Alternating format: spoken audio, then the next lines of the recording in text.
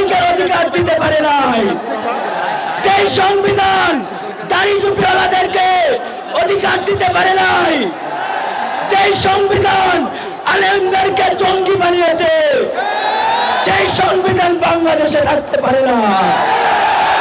আমরা পরিষ্কারভাবে বলতে চাই, এই বাংলাদেশের ছাত্র জনতা কখনো বুলেটে ভয় পায় নাই। যে বাংলাদেশ বুলেটে ভয় পায় নাই, সেই বাংলাদেশকে ষড়যন্ত্র দিয়ে রুখে দিতে পারবে না, আমাদেরকে দমায় দিতে পারবে না। পরিষ্কারভাবে বলতে চাই, আমরা যখন ঘর ছিঁড়েছিলাম, আমরা যখন বলেছিলাম আমরা নাও ফিরতে পারি, আমাদের ফেরার আর কোনো ইচ্ছে নাই, কিন্তু এই বাংলার জমিনে ফেসিবাদের কবর রচনা করে যাবো ইনশাআল্লাহ।